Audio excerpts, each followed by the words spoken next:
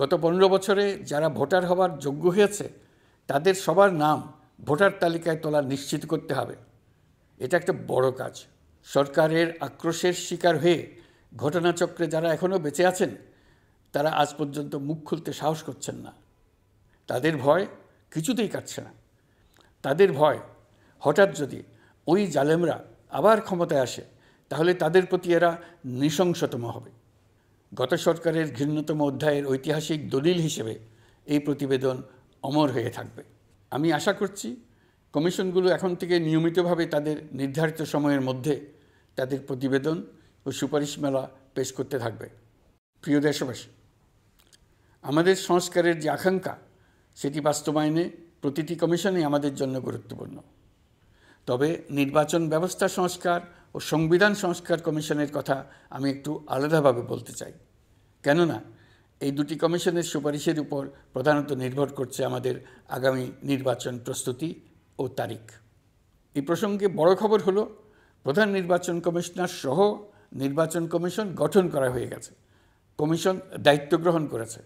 এখন থেকে তাদের হাতে দায়িত্ব ন্যস্ত হলো ভবিষ্যৎ সরকার গঠন করার প্রক্রিয়া শুরু করার। তারা তাদের প্রস্তুতির কাজ শুরু করেছেন।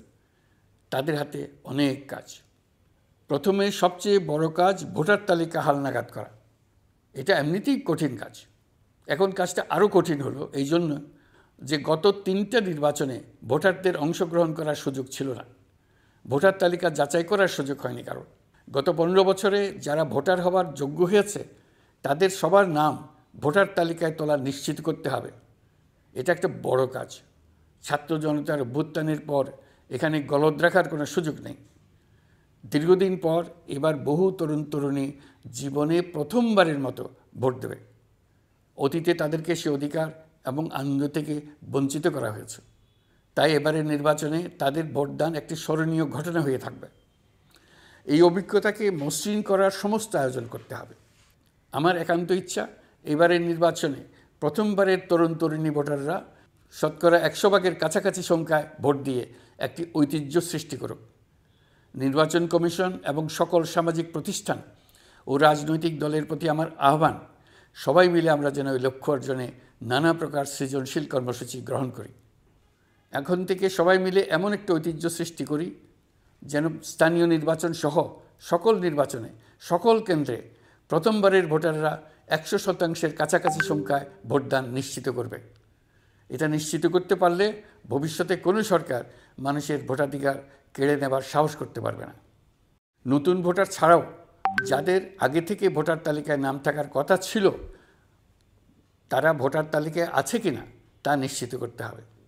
বিশেষ মনোযোগ দিয়ে ভুয়া ভোটারদেরকে তালিকা থেকে বের করে দিতে হবে। এবার আমরা প্রবাসী বাংলাদেশিদেরকে ভোট দেওয়া নিশ্চিত করতে চাই। অতীতে আমরা এই ব্যাপারে অনেকবার আশ্বাসের কথা শুনেছি। এই সরকারের আমলে এটা যেন প্রথমবারের মতো বাস্তবায়িত হয়, এটা আমরা নিশ্চিত করতে চাই। এর জন্য একটা নির্ভরযোগ্য ব্যবস্থা করতে হবে। সব কিছুই সমসাপেক্ষ ব্যাপার। এর সঙ্গে যদি আমরা নির্বাচন প্রক্রিয়া আরও উন্নত করতে চাই, নির্বাচন সংস্কার কমিশনের সুপারিশমালা বাস্তবায়ন করতে চাই, তাহলে প্রয়োজনীয় সংস্কারের বিস্তৃতি ও গভীরতা অনুসারে নির্বাচন কমিশনকে সময় দিতে হবে। আমি সকল প্রধান সংস্কারগুলো সম্পন্ন করে নির্বাচন আয়োজন করার ব্যাপারে বরাবর আপনাদের কাছে আবেদন জানিয়ে এসেছি। তবে রাজনৈতিক ঐকমত্যের কারণে আমাদেরকে আবার বলছি, যদি অল্প কিছু সংস্কার করে ভোটার তালিকা নির্ভুলভাবে তৈরি করার ভিত্তিতে নির্বাচন সম্পন্ন করতে হয়, তাহলে 2025 সালের শেষের দিকে নির্বাচন অনুষ্ঠান হয়তো সম্ভব হবে। আর যদি এর সঙ্গে নির্বাচন প্রক্রিয়া এবং নির্বাচন সংস্কার কমিশনের সুপারিশের পরিপ্রেক্ষিতে এবং জাতীয় ঐকমত্যের ভিত্তিতে প্রত্যাশিত মাত্রার সংস্কার যোগ করি, তাহলে অন্তত আরও 6 মাস অতিরিক্ত সময় লাগতে পারে। মোটা দাগে বলা যায় 2025 সালের শেষ দিক থেকে 2026 সালের প্রথমার্ধের মধ্যে নির্বাচনের সময় নির্ধারণ করা যায়। প্রিয় দেশবাসী, যে কোনো সংস্কারের কাজে হাত দিতে গেলে রাজনৈতিক ঐকমত্যের প্রয়োজন। এই ঐকমত্যে পৌঁছানোর প্রক্রিয়া কী হবে? অন্তর্বর্তীকালীন সরকার এভাবে অগ্রসর হবার প্রস্তুতি নিচ্ছে। অন্তর্বর্তীকালীন সরকার প্রথম পর্যায়ে 6টি সংস্কার কমিশন গঠন করেছে। এরা শীঘ্রই চূড়ান্ত প্রতিবেদন পেশ করবে বলে আশা করি। আমরা এই 6 কমিশনের চেয়ারম্যানদের নিয়ে একটি জাতীয় ঐকমত্য গঠন কমিশন প্রতিষ্ঠা করার দিকে অগ্রসর হচ্ছে। এর কাজ হবে রাজনৈতিক দল সহ সকল পক্ষের সঙ্গে মতামত বিনিময় করে যে সমস্ত বিষয়ে ঐকমত্য স্থাপন হবে সেগুলো চিহ্নিত করা এবং বাস্তবায়নের জন্য সুপারিশ করা। যেহেতু জাতীয় ঐকমত্য প্রতিষ্ঠা করা অন্তর্বর্তীকালীন সরকারের অতি গুরুত্বপূর্ণ দায়িত্ব, তা বিবেচনা করে আমি এই কমিশনের চেয়ারম্যানের দায়িত্ব পালন করব। আমার সাথে এই কমিশনের সহসভাপতির দায়িত্ব পালন করবেন অধ্যাপক আলী রিয়াজ। কমিশন প্রয়োজন মনে করলে নতুন সদস্য কোঅপ্ট করতে পারবে। প্রথম 6টি কমিশনের চূড়ান্ত প্রতিবেদন পাওয়ার পর আগামী মাসেই জাতীয় ঐকমত্য গঠন কমিশন তার কাজ শুরু করতে পারবে বলে আমি আশা করছি। এই নতুন কমিশনের প্রথম কাজ হবে নির্বাচন অনুষ্ঠানের জন্য যে সমস্ত সিদ্ধান্ত জরুরি সেই সমস্ত বিষয়ে তাড়াতাড়ি ঐকমত্য সৃষ্টি করা এবং সকলের সঙ্গে আলোচনা করে কোন সময়ে নির্বাচন অনুষ্ঠান করা যায় সেই ব্যাপারে পরামর্শ চূড়ান্ত করা।